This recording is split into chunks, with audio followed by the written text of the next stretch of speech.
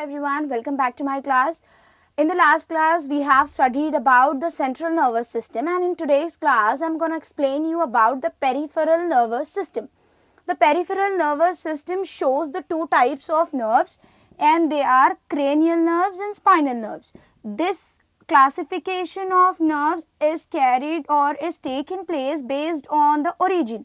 From where the nerves are originating, on that basis these two types of nerves are divided, and the cranial nerves are the nerves which are originating from the brain, whereas the nerves which are originating or coming from the spinal cord, they are called as spinal nerves. In the previous class we have studied about the different types of nerves that has been given by a scientist called Galen, and that nerves are sensory neurons and motor neurons. We have already learned about these type of nerve cells or neurons. Sensory neurons are the nerve cells that carry the message from the sense organ, and that message is going to be sent by these sensory neurons to the brain or to the spinal cord. So it carry the message from the sense organs and send it to the brain or to the central nervous system. And from the brain or the spinal cord, the message or the command is taken by the motor neurons or the motor nerve cells, and that signals or the instructions is given to the muscles of a organ in order to show an appropriate response towards the different stimuli. Okay, so motor neurons are helping in carry the message from the brain, and that message is taken to the different parts of our body or to the different organs in order to show a response. So this is about the sensory neurons and motor neurons. Based on the function, the neurons are classified into two main types, that are sensory and motor neurons. These motor neurons are present in two divisions. We can see these motor neurons in two divisions, that are somatic nervous system and autonomic nervous system. In these two types of nervous systems, we can find the presence of motor neurons. The somatic nervous system is responsible to show the voluntary actions, and the autonomic nervous system is controlling the involuntary actions of our body. Now, voluntary actions are the actions which are under our conscious control. For example, if we touch a hot object, we immediately remove our hand. If something falls, then we immediately pick it up. So, these type of responses or these type of actions that are under our conscious control are called as voluntary actions, and the involuntary actions are those which are not under our conscious control. For example, heartbeat, digestion. So these are certain functions which are not under our conscious control, and they are referred to as involuntary actions. So somatic nervous system, in which the motor neurons are present, and that motor neurons are responsible to show or to control the voluntary action of our body, and the motor neurons which are present in the autonomic nervous system, they are responsible for coordinating or for controlling the involuntary actions of our body. Now, this autonomic nervous system is again shows the two types of divisions, or we can say nervous systems, that are sympathetic nervous system, and the next one is parasympathetic nervous system. This sympathetic nervous system controls the fight or flight situation in our body, and parasympathetic nervous system is responsible for relaxation or for digestion of certain emotions. Now, sympathetic nervous system, as I said you, that it helps in controlling the fight or flight situation in our body. Here we can take an example. If a dog is coming to bite a man would either run away or he would either try to fight against the dog. So this type of situation is called as fight or flight situation. Now in our body, certain changes we can see. So that changes are bring about by the sympathetic nervous system, and that changes can be include increase breath rate, increase heartbeat, or it increases our blood pressure, inhibits salivation, or it decreases the digestion in our body. That changes are brought up in our body by the sympathetic nervous system. Now, after this situation, when a body has to come to its normal position, then a parasympathetic nervous system activates, and the activity of the parasympathetic nervous system is to control or is to bring the body in a normal position. So, when the body has to come to its normal position, then so this parasympathetic nervous system helps in relaxation, or it helps in bringing the body to its normal position. So the body can become normal when this parasympathetic nervous system activates. And this parasympathetic nervous system, when it activated, then certain changes we can see in our body, and that are, it decreases the blood pressure, it inhibits the heartbeat, or it stimulates the salivation, and it also stimulates the pancreas activity. So these are certain functions that can be brought to its normal level by this parasympathetic nervous system. So this is about the peripheral nervous system. हमारे body में दो तरह के nervous system present है, central nervous system और peripheral nervous system.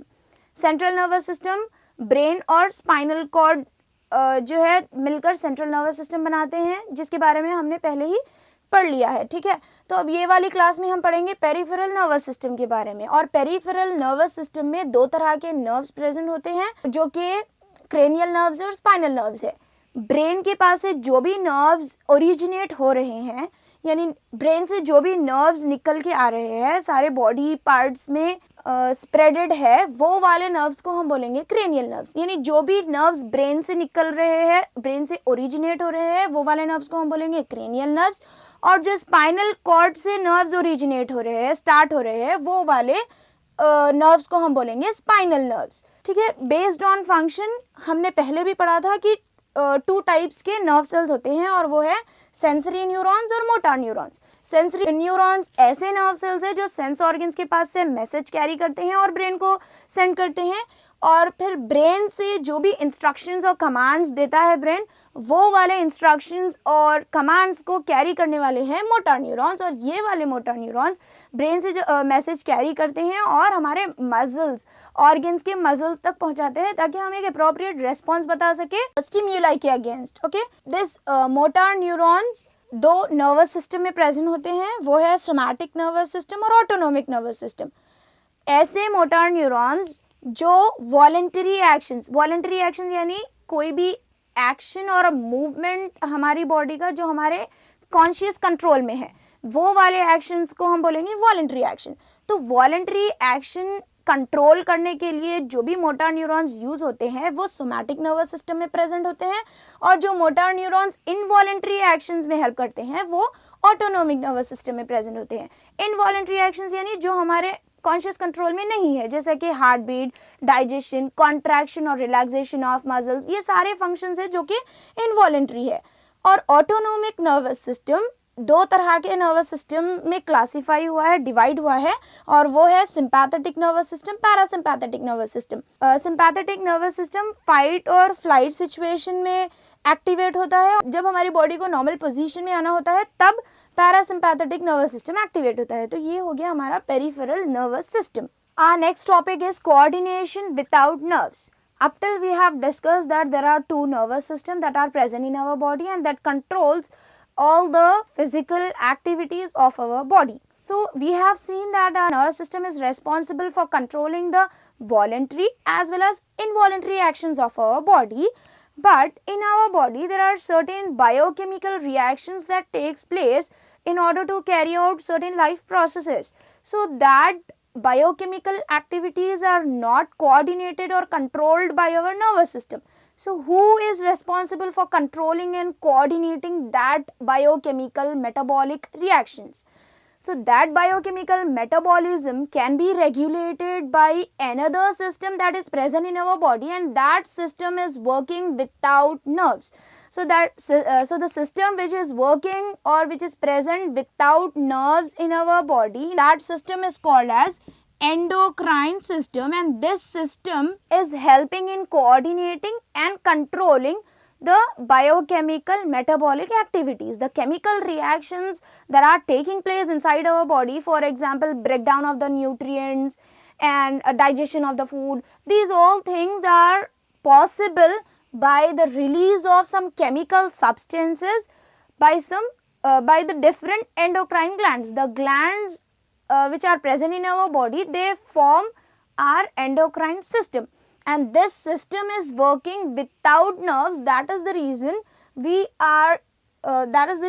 it is named as coordination without nerves. So whenever we are talking about the coordination without nerves, then we have to remember one point, that is endocrine system, because this is the only system present in our body that is composed of the glands, and that glands are helping in secretion of some chemical substances which are responsible for controlling the chemical reactions in our body. We will discuss about the different endocrine glands which is present in our endocrine system. First, we will discuss about the endocrine glands which forms the endocrine system. That glands are responsible for secretion of some chemical substances, and the secretion of these chemical substances are nothing but the hormones. Hormones are the chemical messengers which are secreted by the different glands in our body, and these hormones are required by our body to carry out the different chemical reactions. Okay, so before learning about the endocrine system or the different endocrine glands in detail, let us talk about one common hormone. You might have heard about this hormone, that is insulin. Insulin is a hormone which keeps the blood sugar level at its normal position in the human body. So this insulin is a very important hormone that is present in the human body. The patients who are suffering from the diabetes, they require this insulin hormone. So this insulin, the function of the insulin hormone is to control the blood sugar level. When the blood sugar increases, when the sugar level in the blood increases, then it results in the lack of hormone called insulin. Whenever the sugar level or the glucose level in the blood increases, then there would be the decrease in the amount of hormone called insulin. So hormones are the chemical substances which are very essential for our body, and if it is going to be increased a little bit, then it results in creating some problems in our body, and if it is going to be decreased, then also it shows the effects in our body. So the hormones should be present in an appropriate quantity, and it should be secreted by the glands in a required amount. How we came to know about the hormone insulin? So let us talk about the story of insulin. In 1868, Paul Langerhans was a professor of pathology in Freiburg University, and he is the person who have described about the hormone called insulin. He observed the pancreas, and the pancreas is a gland which is present behind the stomach. So the cells which are present in the pancreas, they are helping in producing the pancreatic juice, and this pancreatic juice from the pancreas moves to the duodenum, and it helps in carrying out the process of digestion. But Paul Langerhans observed that some cells are present in the pancreas which are floating, which are small islets like. So these cells, he named these floating small islet like cells which are present in the pancreas, he named it as islet of Langerhans. Now this islet of Langerhans are the cells or are the floating cells which are present in the pancreas, and these islet of Langerhans are not responsible, or it is not involved in helping to carry out the process of digestion. It is not involved in carry out the process of digestion, but it is having some other function. So to know the function, Paul Langerhans conducted some experiments. Now we know that the pancreas is having a duct. Through this duct, the pancreatic juice which are produced in the cells of the pancreas moves to the duodenum and aids in the process of digestion. But when this duct is tightened up, the islet of Langerhans or the floating cells which are present in the pancreas, they are still active. So by tightening up this duct, he observed that the small islets or the small floating cells which are present in the pancreas, they are still active. And by this we came to know that the pancreatic cells or the islet of Langerhans is not responsible for the digestion process. It is not taking part in the process of digestion. So it is having some other function. Now to know its function, some people removed these islets of Langerhans from the pancreas, and after the removal they observed that the sugar level of the blood increases. So by this they came to know and they described that islet of Langerhans are the cells which are present in the pancreas, and they are responsible for controlling the level of the sugar in our blood. So when they remove the islet of Langerhans, the sugar level of the blood increases, and this increase in the level of blood sugar is due to the lack of hormone called insulin. So by this we came to know that islet of Langerhans secretes one hormone named insulin, and this hormone is responsible for controlling the blood sugar. In the later years, the scientists named Pentine, Best and McLeod, they have extracted this hormone insulin successfully from an experimented animal. They extracted the hormone insulin from the animals, and that insulin can be injected into the diabetic patient in order to control the level of the sugar in their blood. So these people are responsible for, these people have described how to extract the insulin. So these people have successfully extracted the insulin from the animal, which can be used to treat the diabetic patients. हमारी body में दो तरह के nervous system हैं, जो कि हमारी body में दो तरह के नर्वस सिस्टम हैं. एक है सेंट्रल नर्वस सिस्टम जो ब्रेन और स्पाइनल कॉर्ड का बना हुआ है, और एक है पेरिफेरल नर्वस सिस्टम जो कि कई तरह के नर्व्स का बना हुआ है. तो ये जो दो नर्वस सिस्टम प्रेजेंट है हमारी बॉडी में, ये फिजिकल एक्टिविटीज़ यानी हमारे हैंड्स के, लेग्स के मूवमेंट्स को करने के लिए हेल्प करते हैं. फिजिकल एक्टिविटीज़ करने में हेल्प करते हैं ये नर्वस सिस्टम. लेकिन जो हमारे बॉडी के अंदर केमिकल रिएक्शंस हो रहे हैं, जैसे कि डाइजेशन है और ब्रेकडाउन ऑफ द न्यूट्रिएंट्स है, ये सारे केमिकल रिएक्शंस नर्वस सिस्टम तो नहीं करेंगे. लेकिन एक और सिस्टम प्रेजेंट है हमारी बॉडी में जिसको हम बोलेंगे एंडोक्राइन सिस्टम, और ये सिस्टम में कोई भी नर्व्स वगैरह प्रेजेंट नहीं रहेंगे, बल्कि एंडोक्राइन सिस्टम ग्लैंड्स बताएगा, और वो ग्लैंड्स जो हमारी बॉडी में प्रेजेंट है वो ग्लैंड्स थोड़े केमिकल सब्सटेंसेस सीक्रेट करेंगे, और वो केमिकल सब्सटेंसेस को और केमिकल मैसेंजर्स को हम बोलेंगे हार्मोन्स. तो ये हार्मोन्स कंट्रोल करेंगे और कोऑर्डिनेट करेंगे हमारे केमिकल बायोकेमिकल रिएक्शंस को. ओके, अभी हम बात करेंगे स्टोरी ऑफ इंसुलिन. 1868 में एक प्रोफेसर है जिसका नाम है पॉल लैंगरहैन, और इन्होंने बताया है कि पैंक्रियाज में दो तरह के सेल्स प्रेजेंट होते हैं. एक ऐसे वाले सेल्स जो पैंक्रियाटिक जूस प्रोड्यूस करने में हेल्प करते हैं और डाइजेशन प्रोसेस करने में हेल्प करते हैं, ठीक है.